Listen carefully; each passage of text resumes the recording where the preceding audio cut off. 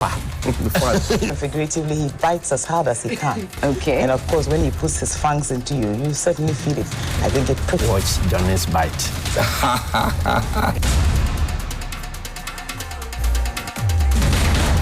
Johnny's Bite. Johnny's Bite on Sunrise. Johnny's Bite. Johnny's Bite on Sunrise.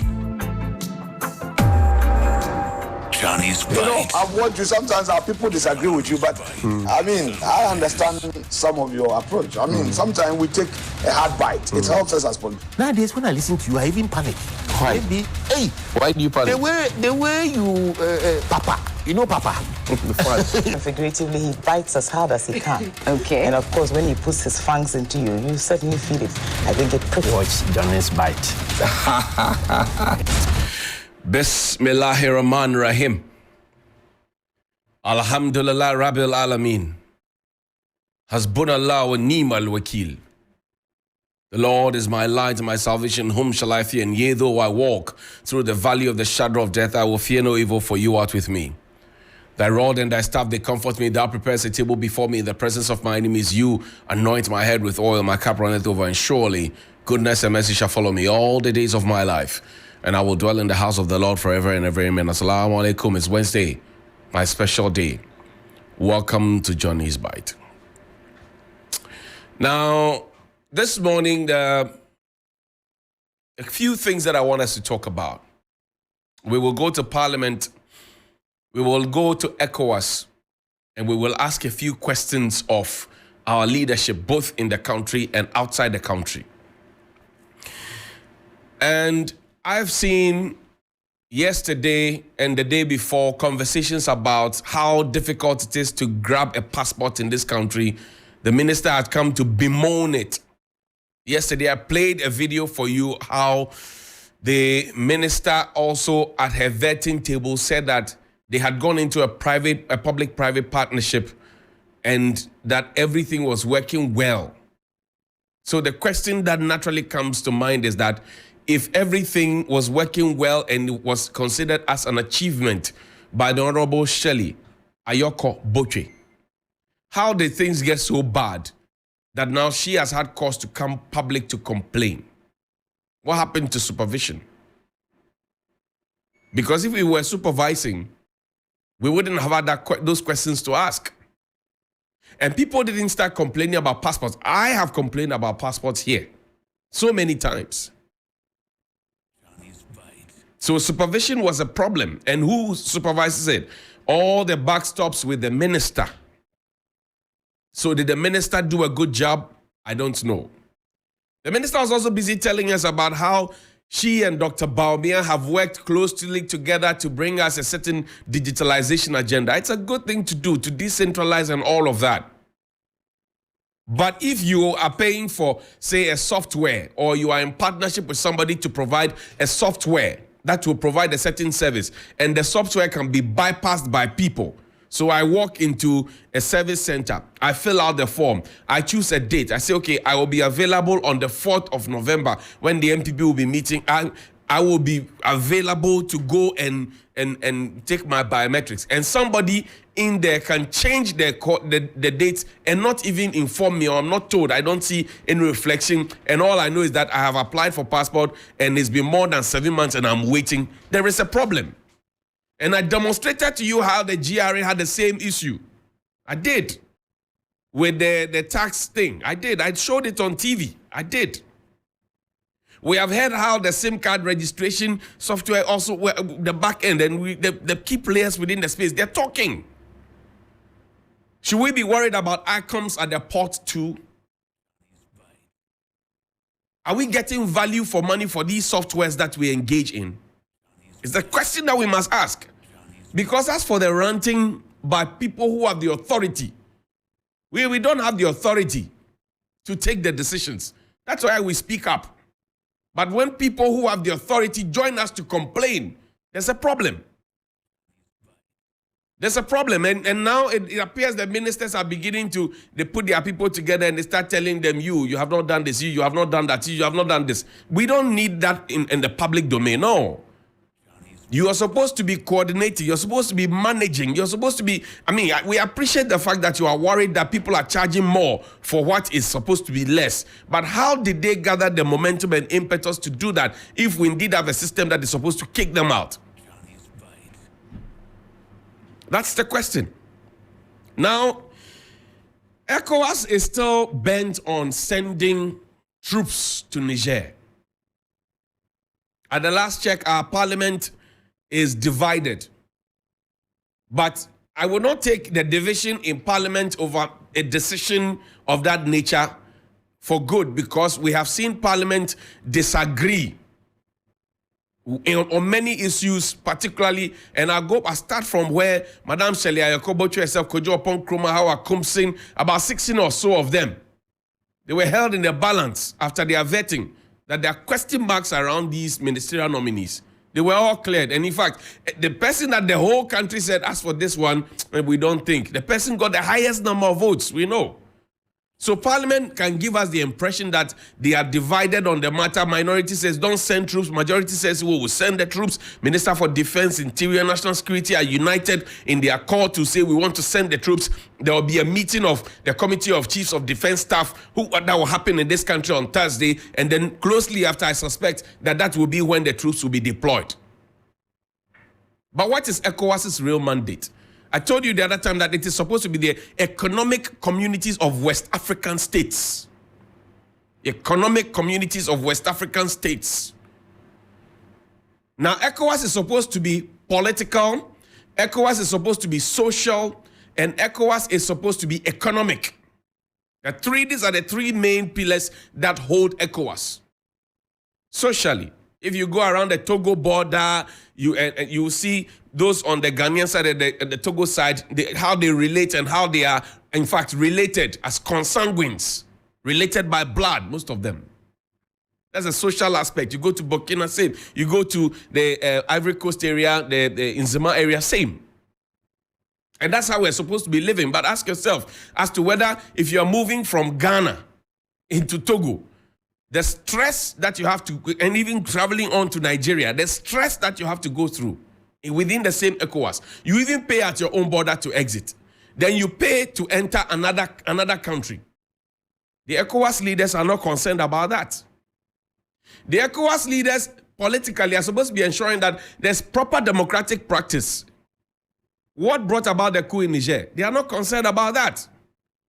Most of them are just paranoid because they are doing exactly the same things that happened which necessitated the coup. So they are afraid. So now they want to come together and go and save one of their own, so that in the event that the unfortunate incident happens to them, the people will also come to their aid. That's what they are doing. They are doing Yonkudo Biakoye.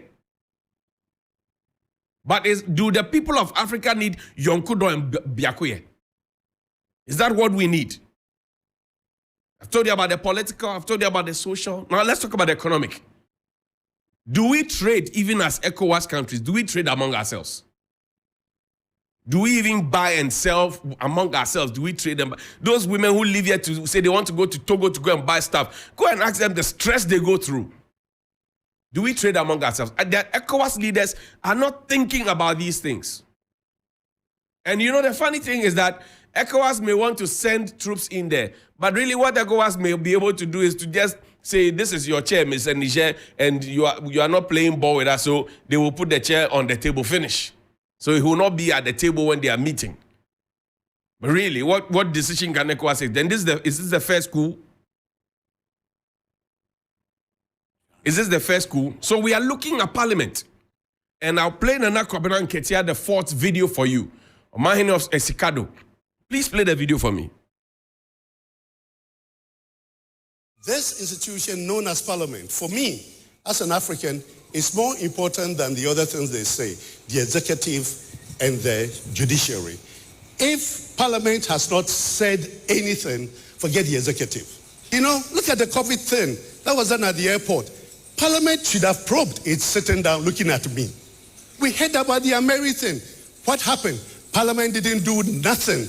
Or as you know, certain things, the spirit of the Constitution must be maintained by Parliament. But on the more interesting side with this, you wonder, you look at the parliamentary sittings, and they are hollow.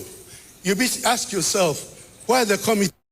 Where are the discussions? And sometimes you think that they've been joking in Parliament. What are they taking serious about this country? You get a body of parliamentary people who say they don't want a minister. They make noise about it, and after they are all like dogs who have been clamped up. Who are these people? Do they deserve trouble? So we need to ask ourselves, what then? Are we going back to the same old thing? Now we've seen Niger.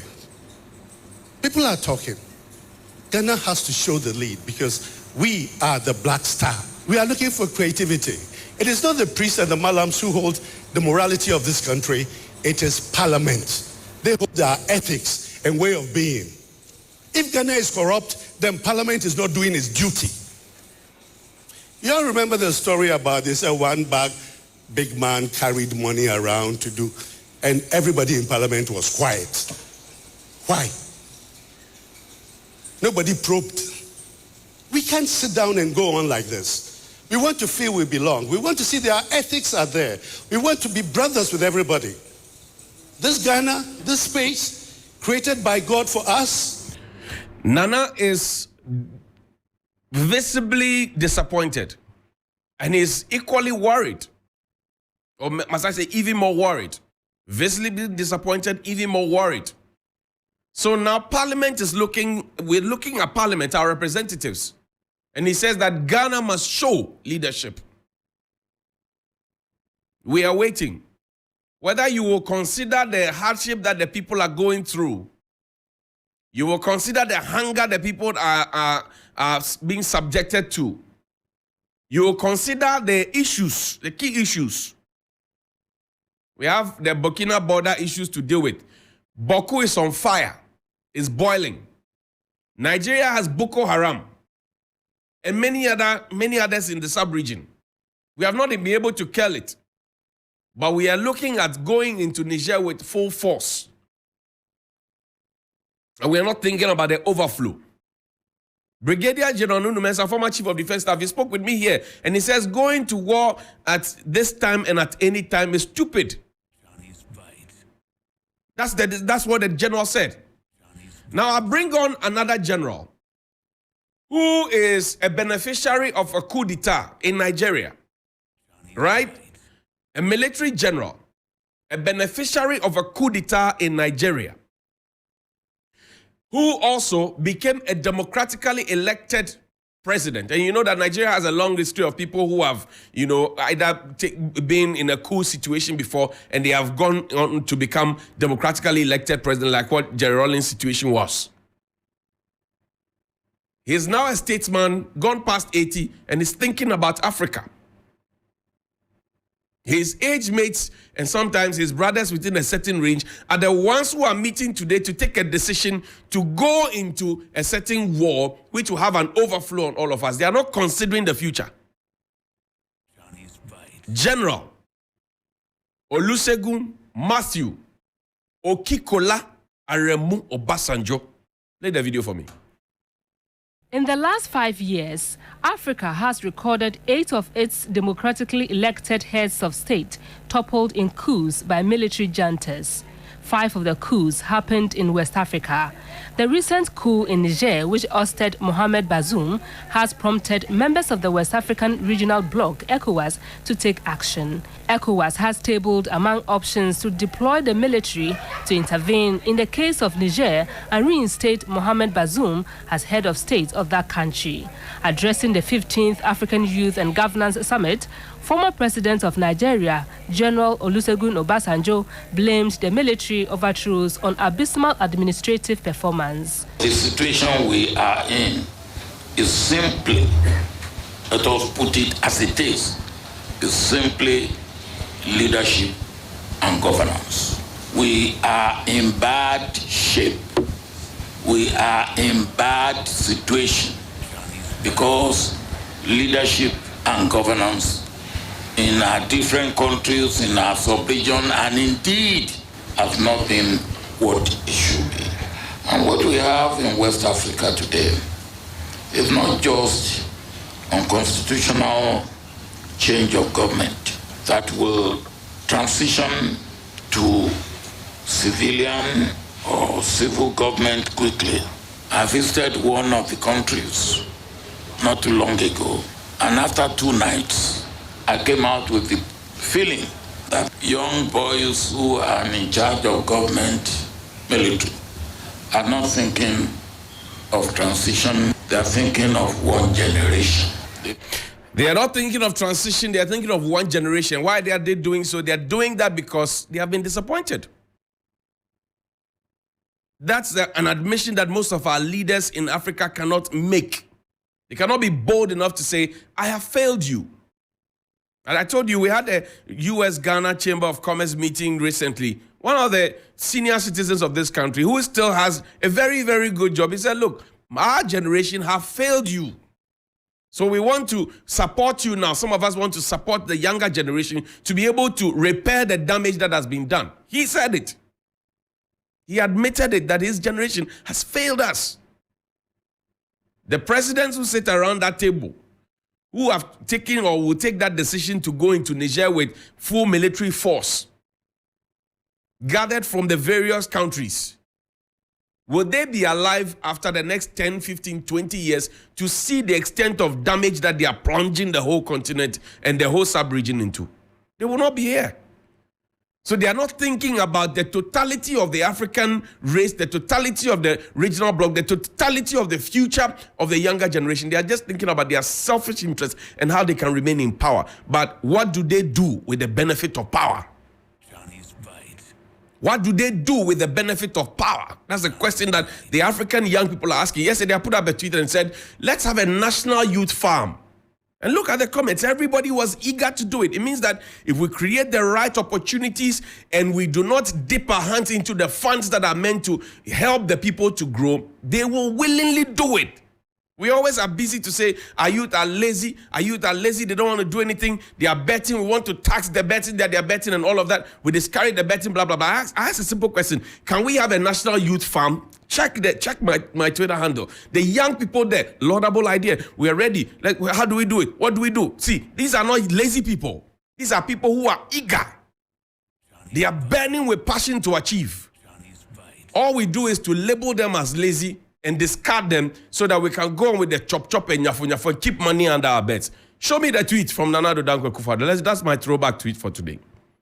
Nana Addo, in 2016, 1st of December, 2016, 6 days to a major election, he says, if you are tired of a high tax rate, vote Akufo-Addo. That's the hashtag. If you are tired of a high tax rate, vote Akufo-Addo. Keep that tweet there. 30 seconds for me. With the benefit of power, what has been the tax rates? With the benefit of power, what has been the connection between tax mobilization and tax utilization? With the benefit of power, have we added on to the taxes that already existed?